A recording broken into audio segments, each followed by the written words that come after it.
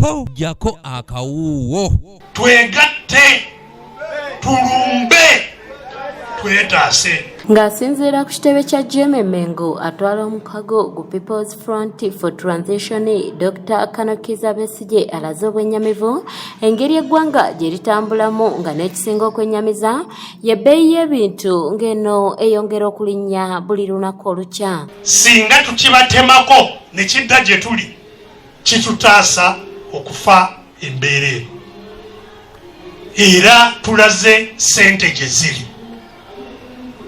Empitirivu ze batwala mu State House, empitirivu eziriibwa ba minisita 82 abateetaagisa, empitirivu ezitwalibwa emirimu egitaliiwo gy'aba advisor, gy'aba RDC, gy'abaani, ebintu ebisobola okukendeezebwa ssente ne zitaasa banna-Uganda. Dr. Besigye agamba nti ekisinga okwewuunyisa ye pulezidenti w'eggwanga lino Yoweri Kaguta Museveni gw'agamba nti yalina okukyusa embeera, naye buli bw'abeera ayogera agamba nti kubanga kubalaata, kyokka Besigye ng'agamba nti embeera eyinza okutereera. Ssente zino ze babadde bakozesa wano tusobole okuzisalako, n'olwekyo embeera esobola okutereezebwa mangu, naye ekyo okukikola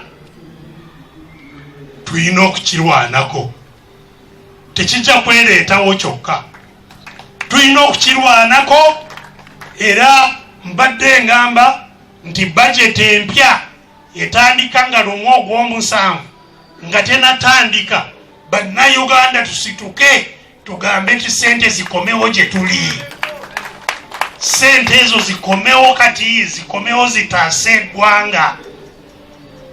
Kati ogwo gwe mulimu gwe tubadde tutambuza nga tukoowoola abantu muzukuke. Ono agamba nti newankubadde ababaka ba paalamenti bassaamu amaanyi okulwana ku kyendagaano y'emmwanyi mu kusooka, naye essaawa yonna yandiyisibwa okusinziira ku bigambo by'omukulu bwe yalaze nti ye yatuma Pineti. Ajja kuzitwala paalamenti kekkirize keegaane, kyabategeeza nti ajja kukola ki? Ajja kuzitwala. N'ebirala byonna bijja kugenda bwe bityo okuggyako nga tisituse ne twegatta ne twetaasa. Besigye agamba nti n'akaseera ke yamala mu kkomera yalaba ebyewuunyisa bingi omuli embeera embi, okulya emmere embi ko n'ebirala, ng'alaze obwennyamivu olw'abantu abali mu makomera olw'ebyobufuzi. Abasibe bannabyabufuzi be basibye ku lw'endowooza zaabwe bayitirivu. Nasanzeeyo eri Eruzira abaana abamu be bakwata mu 2020 mu biseera by'akalulu, babatwala mu kooti maasho, tebabatwala mu kooti za bulijjo, si basirikale, tebalina mundu, tebaba bakutte ne uniform oba ki, naye babatwala mu kooti maasho okubaggalira ebbanga lyonna lye baagala nga teri abuuza. Besigye ayongeddeko nti n'ekisinga okwennyamiza be banna-Uganda nga kati boogera balaga nti embeera eno eriwo bagenze bagimanyira n'abamu bagimanyira dda, kyokka n'abawagabuwa okukolera awamu okumalawo bino byonna.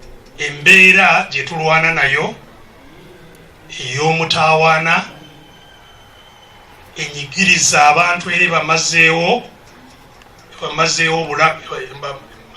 obulamu ku bantu baffe.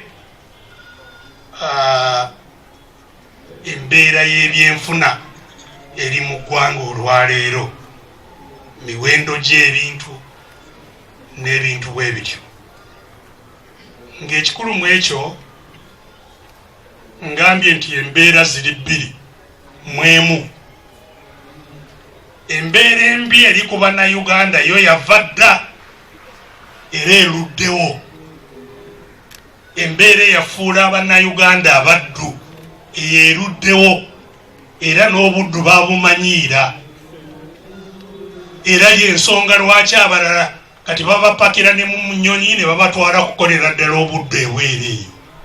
Eyo embeera yeruddewo. Matiya Sekanjako, yakusakidde eggulire lino ku lwa ABS television. Embeera eno ezze mu bbanga lino lya myaka 2 ey'ekisanyiga ekikambwe ey'olutalo lw'e Bulaaya eyo yo ezze ng'enyongeza